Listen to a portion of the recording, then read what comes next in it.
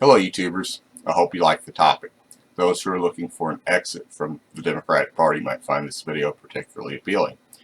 The purpose of today's video is to persuade you that American imperialism is the best policy, but that the form of American imperialism that exists today is evil and foolish. I actually wrote over 6 pages, single space, so this is a longer video. Make sure you're comfortable, but I also hope you'll listen as I spend the time to make my case. In this lecture/rant, I'll say that there are actually 2 different types of progressives, what I name as a left-wing progressive or a right-wing progressive. I'll detail the early history of the progressive movement and show that American imperialism was the foreign policy of these early progressives, but that, over time, progressive foreign policy became watered down and weakened. I've also included comments of my perspective of the modern progressive movement when compared to the earliest progressive movement. What exactly does it mean to be progressive? When most people think of who are progressive, they usually think of the Democratic Party. Really though, being progressive doesn't have anything to do with being a Democrat or a Republican, other than to the extent that most progressives currently identify with the Democratic Party. And because of that, most probably don't realize that progressives and even the first progressive party originated from within the Republican Party. We need to understand what being progressive meant to the first progressives when compared to later progressives. In short, we need to understand the difference between the 2 greatest progressive presidents, Teddy Roosevelt and Franklin Roosevelt.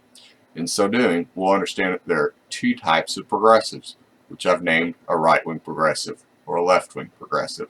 Teddy Roosevelt is the first and, in my opinion, the best progressive president. Again, the earliest progressives were right-wing progressives, having come from the Republican Party. After Roosevelt's presidency, he formed a third party officially named the Progressive Party, though it was more commonly called the Bull Moose Party. The party didn't last long, however, as the Democratic Party brought progressives into their party. After joining the Democratic Party, progressives slowly lost sense of their right-wing roots. For today's progressives to not be taught how people first started identifying as progressive is disappointing. What's worse is that the Democratic Party is now far more establishment and refuses to implement policy that's advocated by progressives. Many progressives are even considering leaving the Democratic Party. I suspect that some have even considered voting for Trump, maybe even joining the Republican Party, since the Democratic Party has become more corrupt than the Republican Party. The Republican Party didn't rig their elections, after all. Heck, the Republican Party doesn't even have superdelegates. And while many Democrats and progressives find certain policies of Republicans to be terrible, at least the GOP will fight for their policy. I think that's really important because even if we can convince the Democratic Party of correct policy, they've shown that they won't fight for it. On the other hand, if we were able to convince the Republican Party of policy and were part of the Republican Party, they would fight for the policy. Even though many of the policies of the Republicans are terrible, perhaps it's better to be part of a party that is more trustworthy and democratic. Perhaps it's better to be part of a party that will stand and fight for policy when they've become persuaded. That's the Republican Party, not the Democratic Party. But if we don't join the GOP, should progressives continue in a party that has become overly corrupt, refuses to fight for policy, and even rigs elections to prevent the best candidate from winning? Let me say this another way. If Bernie Sanders ran in the Republican Party, he'd have had a much better chance of getting elected than in the Democratic Party. And even if not, he'd have at least run in a much fairer election. I'm not really here to say what the right answer is, but I'm not convinced that we should hold any loyalty to a party that does less than nothing for us. The Democratic Party now works against progressives, so why should we be Democrats? That's why we should understand that the progressive movement first started within the Republican Party. It's why we need to realize that there's both a right-wing progressive and a left-wing progressive. Both kinds of progressives are the same in that they fight for the same things, like protecting the environment, curtailing the power and greed of corporations, and so on. The only difference between right-wing progressives and left-wing progressives is how they go about getting those policies implemented. In short, a right-wing progressive will use imperialism to fight against evil. When most hear of American imperialism, they think of the kind of imperialism our country now practices. But I'm talking about a much different kind of imperialism. Rather than to use imperialism to benefit the rich and big businesses, a right-wing progressive will use imperialism to fight big business and to help the poor. I want to be as clear as I can about this. The type of American imperialism that currently exists is evil and foolish, but perhaps it's equally important to recognize that imperialism can be used for good. A right-wing progressive uses imperialism for good, both in foreign and domestic affairs. While I realize that modern-day progressives are currently in favor of non-interventionism in foreign policy, in case you're listening and aren't aware, non-interventionism is a conservative idea deeply rooted in the concept of laissez-faire. It is the application of laissez-faire to a modern society which practically requires trade and contact with other nations. Said differently, non-interventionism is an updated version of isolationism that still holds to the basic laissez-faire premise of do as little as possible. Progressives need to get in touch with their roots, and that should require a serious reevaluation of the tools that should be used to achieve our goal of building a better society. Modern progressives need to understand that American imperialism was the policy of early progressives.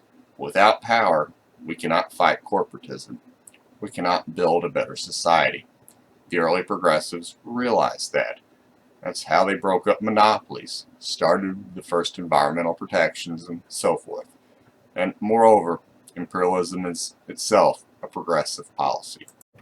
How is it that American imperialism is progressive? Well, remember that the conservative position is to do as little as possible, more properly defined as laissez-faire.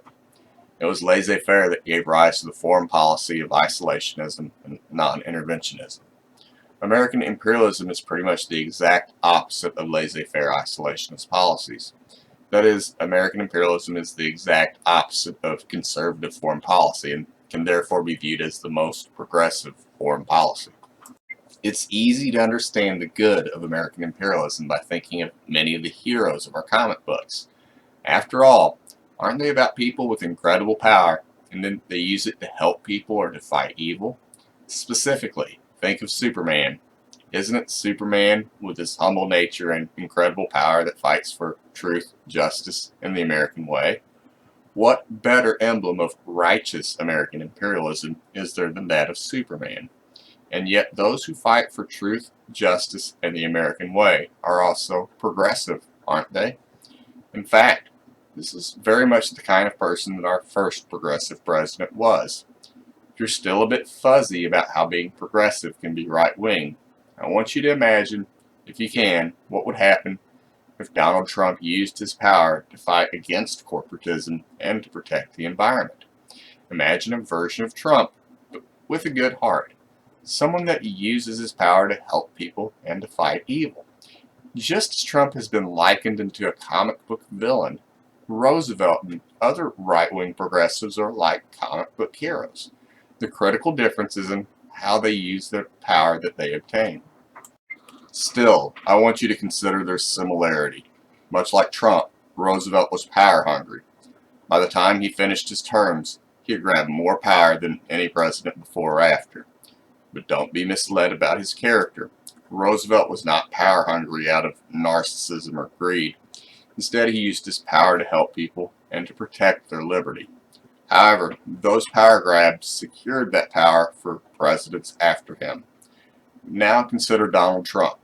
Just like Roosevelt, our current president has grabbed quite a bit of power himself. And because of the laughable impeachment process, Trump has also secured that power for future presidents. Roosevelt was able to grab and secure more power than Trump has so far, but Trump might get reelected. In fact, with Biden as the Democratic candidate, you can darn sure count on Trump winning re-election. It will be interesting to see how much power Trump will grab in a second term, because you just know he will. It would be interesting to figure out if Roosevelt grabbed more power or Trump grabs more power. Again, the major difference is that Trump uses his power for himself or for evil.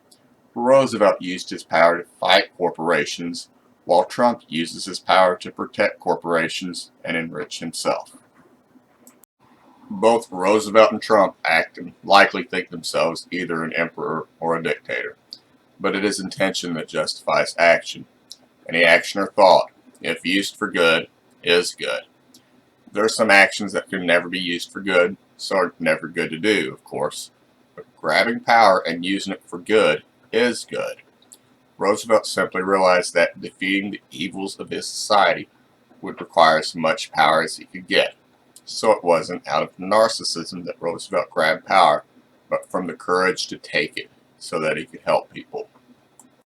Finally, both Roosevelt and Trump served the office of president as Republicans. Despite being Republicans, neither of them is conservative, but both are looked fondly on by the base of the Republican Party. In today's society, there isn't anything strange about factions of the Republican Party not being conservative. After all, there isn't much conservative about neocons. In fact, neocons even embrace the progressive policy of American imperialism, but unfortunately mostly used it for evil. However, during Teddy Roosevelt's time, there were no neocons. There was only conservative thought. So what's super important to understand is this. We could easily imagine someone like Trump, but with a good heart, as being a Republican president. Someone like Teddy Roosevelt. This is a right-wing progressive because they embrace imperialism and use it for good. Again, right-wing progressives recognize the same problems and evils in society, but use a far more powerful approach for fighting it.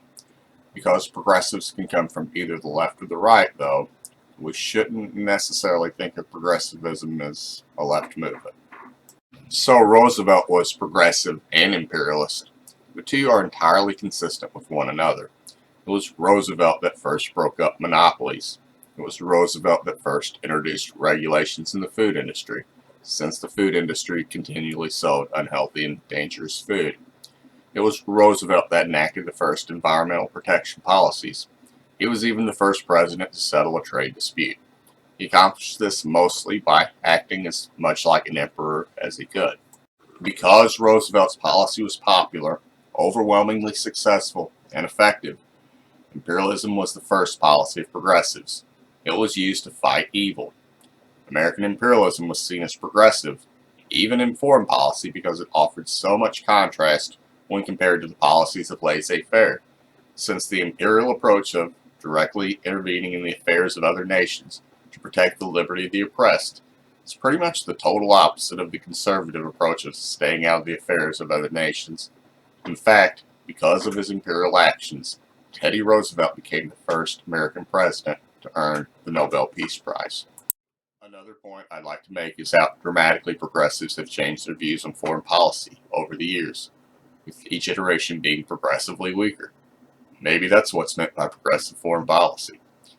The first progressive foreign policy was full-blown support for American imperialism. And somehow, over the course of time, progressive foreign policy has been weakened so much that many modern-day progressives now advocate for the deeply conservative policy of non-interventionism. Democrats were once stronger because they believed in a stronger government, including a stronger foreign policy. After Roosevelt, the question of whether American imperialism was progressive or not became a topic of intense debate, particularly after World War I. I'm not even sure that's an accurate way to describe it. It may be the issue wasn't whether imperialism was progressive or not, but rather was imperialism the best progressive policy. Either way, the first big disagreement among progressives was likely the issue of American imperialism.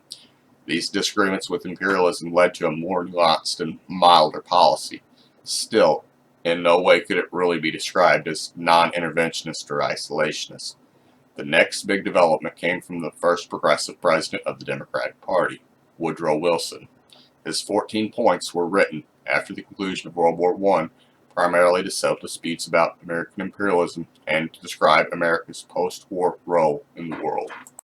From Wilson until now, progressives have increasingly advocated for weaker and weaker types of foreign policy and have lost their imperial roots, preventing them from accomplishing even many domestic agendas. Even though Justice Democrats likely think themselves the most progressive movement yet, the earliest progressives would consider them rather conservative and weak, even in foreign policy. Even after hearing all this, I suspect some of you may still consider the correct view for progressive foreign policy to be non-interventionism and don't think that a president should act imperialistic in domestic affairs. If left-wing progressives really believe a non-interventionism policy to be the best, then they need to at least recognize the significant contributions that conservatives have made towards the modern progressive movement. Anything less is being intellectually and historically dishonest. It's wrong for parties and political organizations to take credit for ideas that did not originate with them, just as it's wrong for an individual to take credit for an idea he didn't come up with. But if progressives really want to pursue a non-interventionist foreign policy, having the humility to acknowledge contributions from conservatives would help in attracting conservatives to the progressive movement. Progressives could say, if good ideas come from conservatives, we'll gladly incorporate it into our platform. We've already adopted non-interventionism, after all. Personally, I'm not altogether convinced that progressives should embrace a modern-day version of laissez-faire. After all, progressives have changed their views of foreign policy many times throughout the years. Also, and perhaps more importantly, I hope I've made the case that there's nothing really progressive about non-interventionism. But who cares about labels? After all, good policy is good policy, no matter if it originates from conservatives or progressives. Well, I'm not even convinced that non-interventionism is good policy. It's probably better than our current usage of American imperialism, but that doesn't really make it good policy, though it's perhaps the easier approach. I'll explain why using a simple analogy. Just about anyone should inherently know that when we see someone being badly mistreated, that the right thing to do is to intervene and protect who is being mistreated. Even though we know that it's the right thing to stand up and defend the person being mistreated, how many would actually do the right thing? Not many. Yet we would give loud applause to the one that actually does stand up to protect the person being mistreated. If intervening to help someone is wrong, why would we give such loud applause? Because the reality is, we already know in our heart that intervening to protect the weak is the right thing to do. The reason we often don't intervene is because we fear the consequences, or because we tell ourselves that we'll end up doing more harm than good. And that's the problem with non-interventionism. Something we say to justify to ourselves why we shouldn't get involved. Again, I think we inherently realize that the right thing to do is to intervene when people are being badly mistreated. But doing the right thing often isn't easy. It takes a great deal of courage. So while non-interventionism may be the easy thing to do, it's not the right thing to do. From my perspective, it is far better for us to return to our imperial roots while also learning from bad policies of the past. We should do it if for no other reason than for the fact that standing up for liberty of others is the right and courageous thing to do. Allow me to provide one more simple proof that American imperialism is by far the best policy, even for foreign policy. Isn't the heart of the progressive movement on correcting injustice, mostly through the power of the federal government? So here's the real question. Do those same rights we try to secure for Americans also apply to foreigners? Well, that's certainly what many progressives say in terms of domestic policy. So, for example, there are those who support providing universal health care, even for illegal immigrants. Most progressives seem to know that, really, human rights apply to everyone. Ultimately, the policy of American imperialism provides the president the power and authority to dictate foreign policy to secure certain inalienable rights, even for citizens of other nations, by pretty much any means necessary, except for a formal declaration of war, which needs congressional approval. But even that's fairly sketchy now due to the continual renewal of the Patriot Act. So yes, American imperialism provides the president the ability to do great good, but also the capability to do great evil. The original purpose for American imperialism was for good. Unfortunately, several bad leaders have used that power for evil. A few final things. I hope that you'd agree that the policy of using American imperialism for good is a far more compelling and persuasive case than the policy of non-interventionism. Our goal should be to win as many people over as possible to the progressive movement, including those from more establishment and neocon type backgrounds. By returning to our imperial roots, it would be a lot easier to persuade neocons or even the establishment to become progressives. The real beauty of it is that we don't have to give up our progressive values or goals. We only have to realize what our roots are to achieve those goals. By embracing the truly progressive policy of using imperialism for good, we become stronger progressives. We should even embrace war to accomplish our goals, because we are already at war with evil. And war requires strong leadership. It requires a president that has both power and authority. After all, that's basically the original unfiltered message. And there are many other advantages to supporting American imperialism for doing good. Wouldn't our military be feared by those who do evil? Wouldn't we be both loved and feared among the nations? And by embracing imperialism, there wouldn't be any point in advocating to curtail the military-industrial complex, would there? What's more likely is that, under a truly progressive imperial party, the military-industrial complex would make even more money. Why? Because there's a lot of evil to fight in the world, and I'm in favor of fighting as much evil as possible. So we would use the military-industrial complex for good, even while ending corporatism and greed. Or consider how this could be used in other ways. What about marijuana prohibition? The president simply declares it to be over. He mostly has that power now, but is either too afraid or too bought off to use it. But notice that progressives cheered when Sanders said that he would, in a way I would describe as imperialistic, end prohibition. The main point to understand is that putting something to good use is just about always a more compelling argument than for its destruction or abolishment. And we can put both imperialism and the military-industrial complex to good use. Of course, we would have to make sure that we only put into office people who use imperialism for good. Of all things, that would obviously be the hardest. There's a lot of evil in the world, and there are more people that are corruptible than not. But a good leader would fight evil in this world. I know I've said a lot of things in this video because I want to be as detailed and accurate as possible, particularly considering the nature of the topic. But what I've said in this video can be concisely stated by the following. Intention and moral character are what make all the difference in the decisions of a leader. Corrupted, evil leaders will make bad decisions that curtail liberty and damage society, while good leaders will have the humility and wisdom to make decisions that uplift and strengthen society. Both good and bad leaders have the same tools and authority available to them. The difference isn't in the tools that they use, but rather in how they use those tools. American imperialism is nothing more than some power that the president has assumed. As with any other power, it can be used for good or evil. If we embrace it like the first progressives, we could use it for doing good.